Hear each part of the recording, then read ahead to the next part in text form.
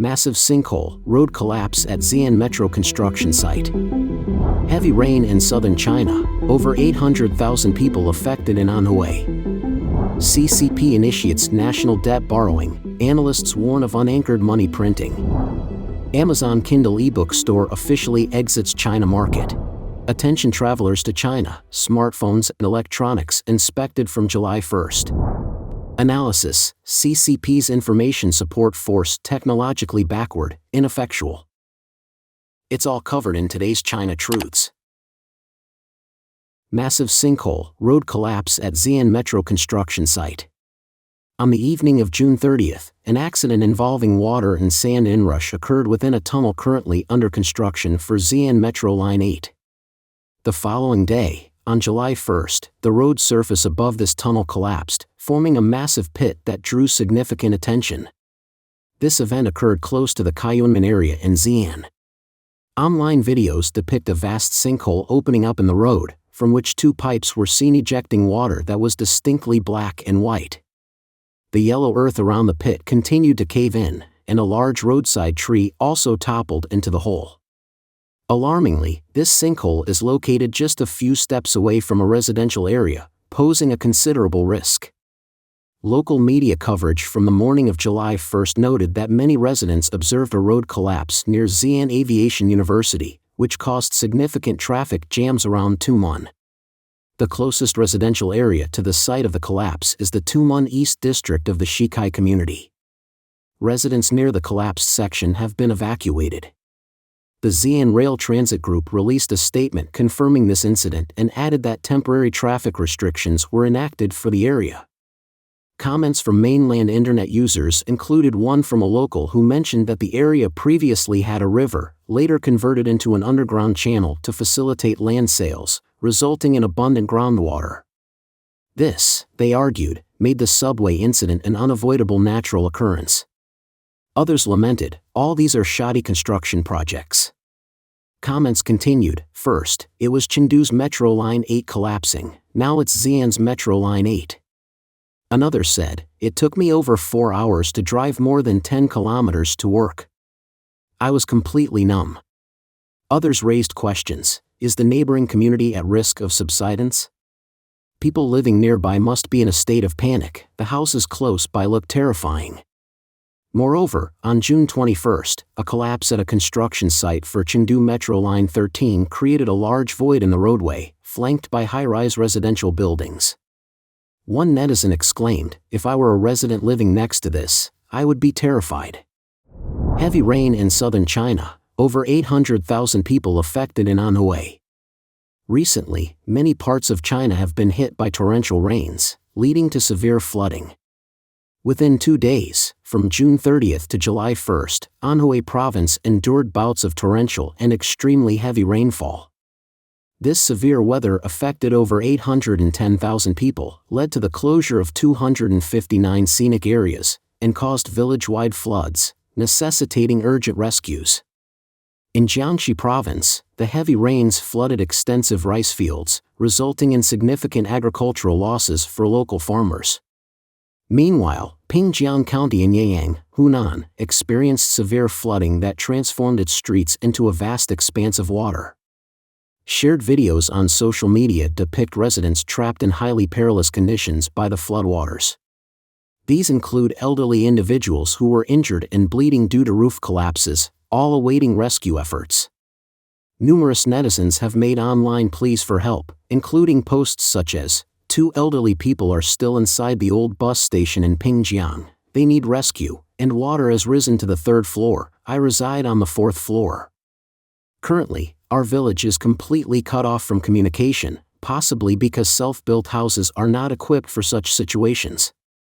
On June 30th, the downtown area of Meishan Town in Huzhou, Zhejiang, was overwhelmed by floodwaters, leaving many vehicles submerged.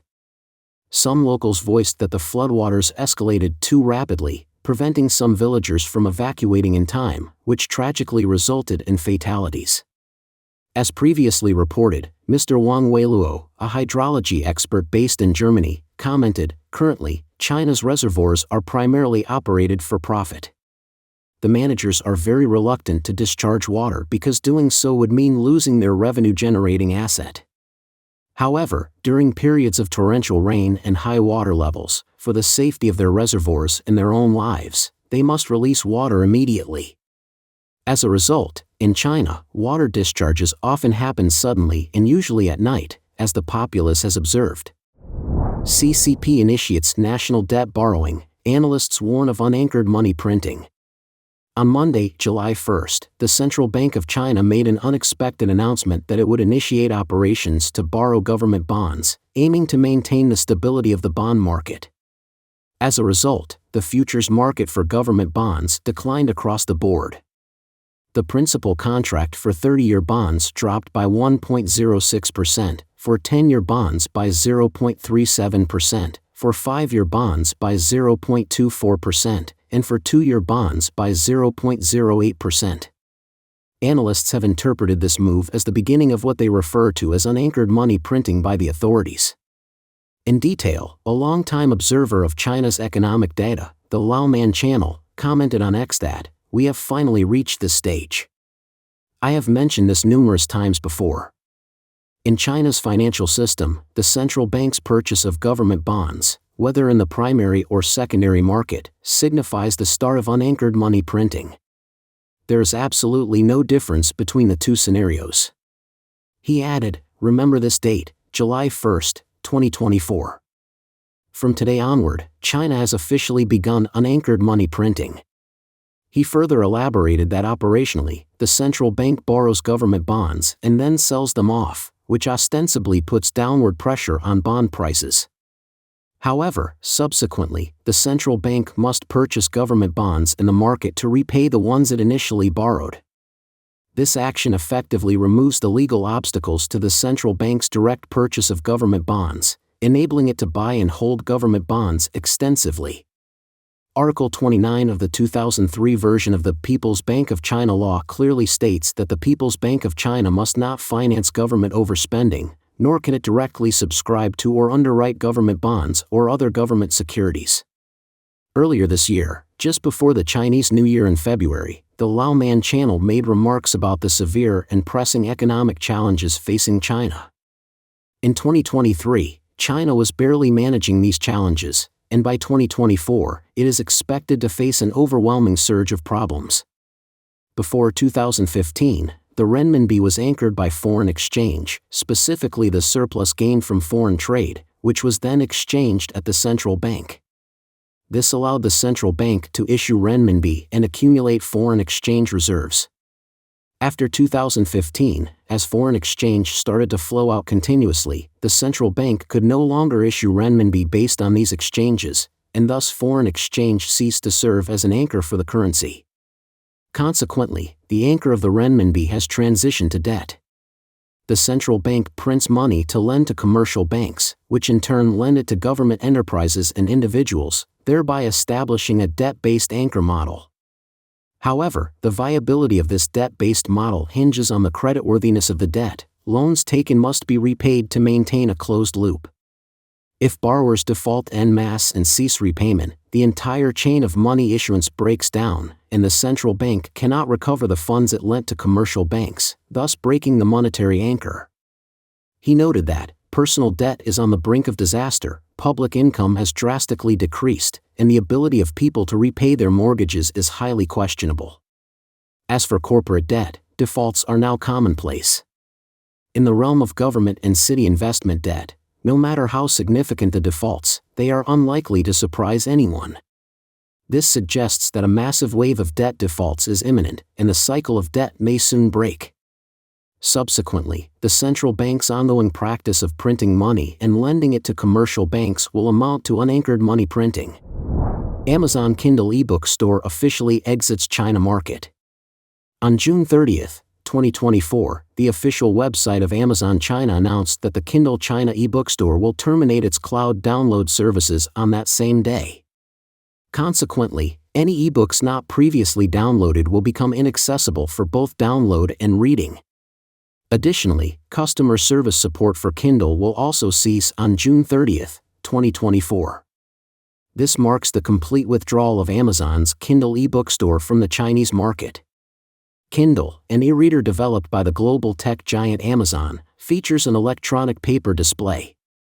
Since its introduction in 2007, ebooks rapidly grew into one of Amazon's fastest expanding product categories, igniting a worldwide enthusiasm for digital reading.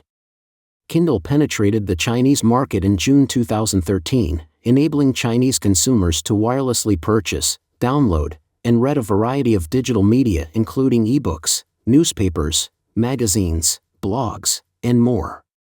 Kindle swiftly gained popularity among young students and professionals in China. Data from 2013 to 2018 indicates that Amazon sold millions of Kindle devices in China. According to an internal Amazon document from 2018, by the end of 2017, China had become the largest market for Kindle, constituting over 40% of its global market share. A decade after Kindle's launch in China, local Chinese brands like iFlytek, Huawei, Zhangyue, Onyx Books, and WeChat Red started to emerge, significantly impacting Kindle's market share. As China's 4G and 5G network coverage expanded, the demand for electronic readers drastically declined.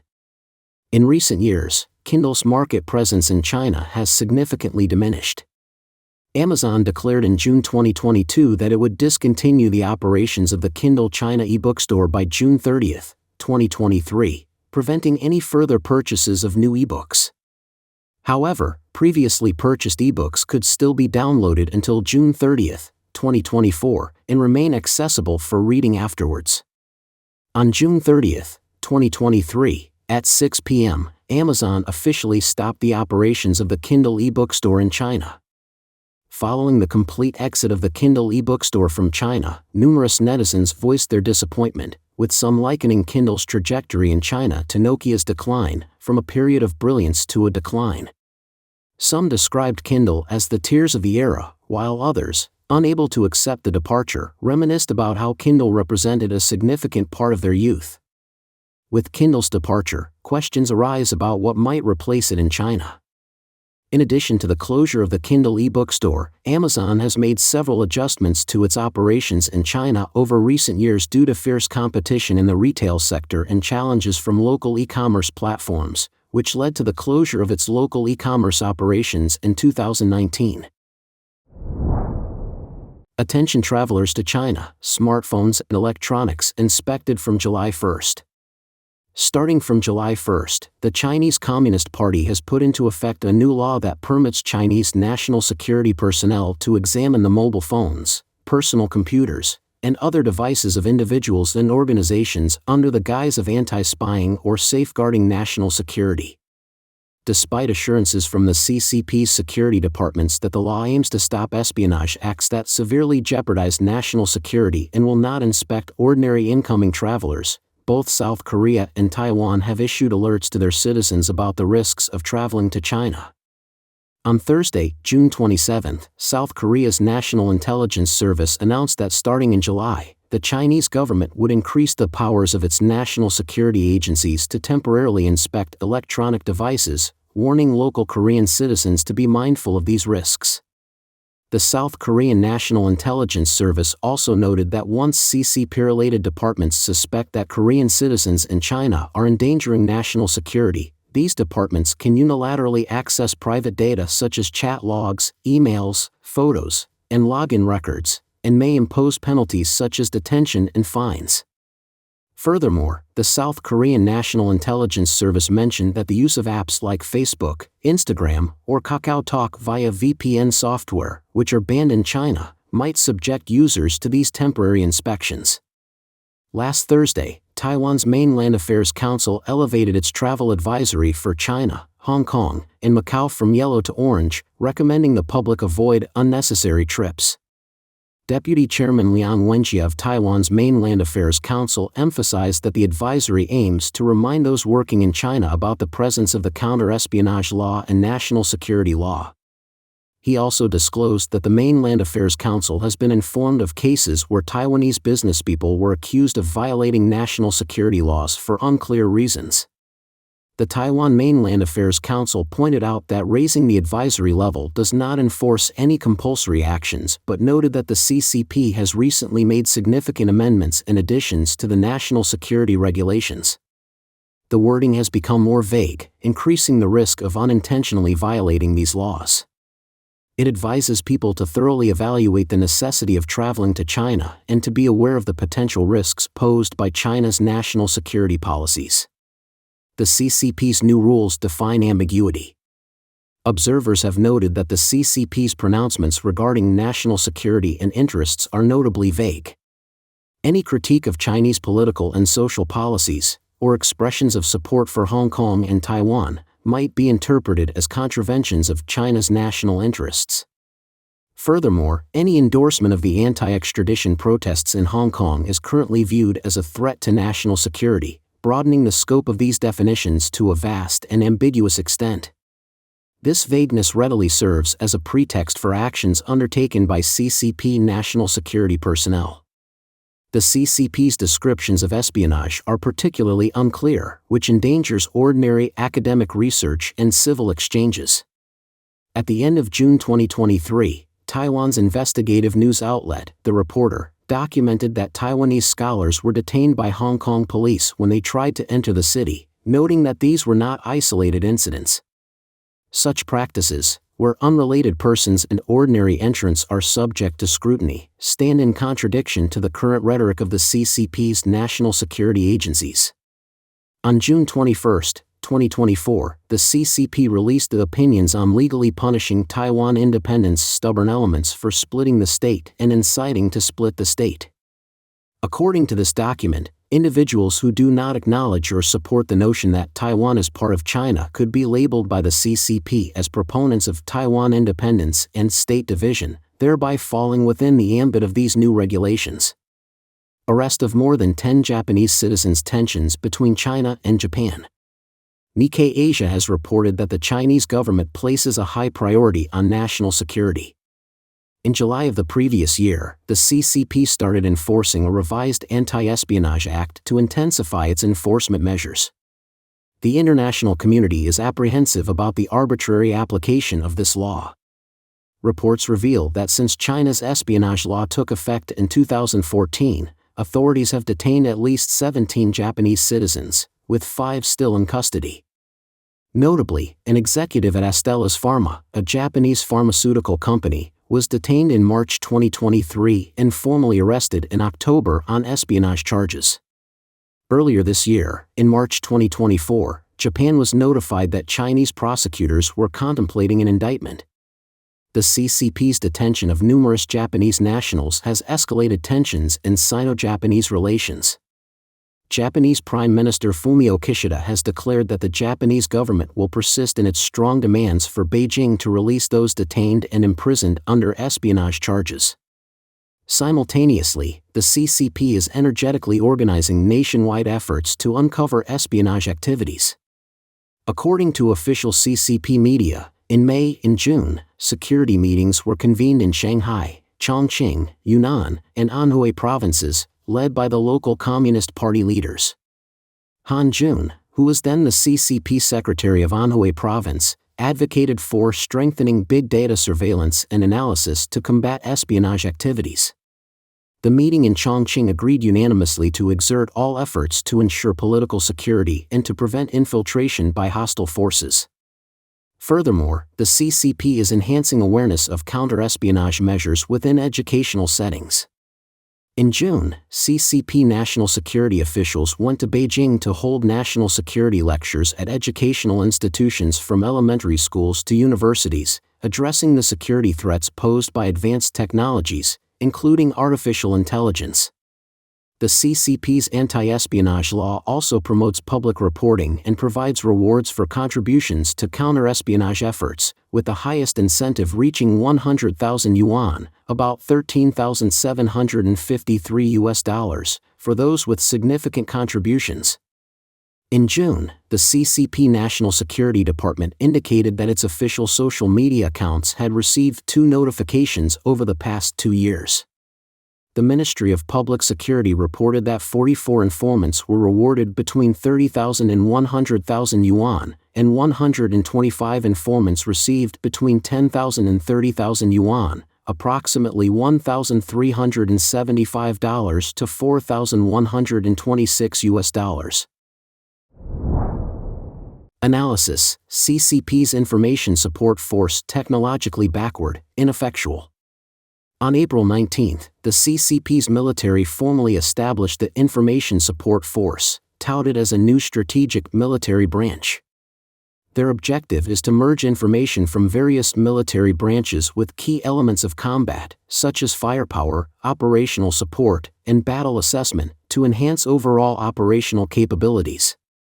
Qi Cheng, a military expert and deputy researcher at the National Policy Foundation in Taipei, noted that the CCP's joint operations are primarily targeted at the Taiwan Strait and the First Island chain. He explains that when the CCP engages in modernized, information-driven regional joint operations around Taiwan, the informational support structure becomes pivotal. It supports everything from troop movements and inter-troop communication to disrupting enemy communications and coordinating attacks against foreign military interventions. Analysts assert that the United States maintains the most advanced and comprehensive modern joint operational system worldwide, a standard unmatched by other nations. The People's Liberation Army's structure, theory, and design are heavily influenced by the U.S. military, yet they significantly lag in technological advancement. Qi Cheng added, the United States is aware of mainland China's ambition to catch up and is employing economic and trade sanctions along with technological countermeasures to slow their progress, aiming to maintain a 10 to 15-year advantage for the U.S. military. Meanwhile, Shenming Shi, a researcher and director at the Taiwan National Defense Security Research Institute, comments on system integration. Although the CCP imitates foreign systems, their integration efficacy may not match that of the U.S. Moreover, U.S. sanctions on high-tech components, especially advanced chips, severely impact the development of the CCP's high-tech weaponry, particularly in the realm of information warfare. Shen further observes that the CCP's military exercises around Taiwan and may still reflect a mechanized warfare era, not even achieving the operational capabilities of the U.S. military during the 1990 Gulf War. The Information Support Force evolved from the Strategic Support Force, created in 2015.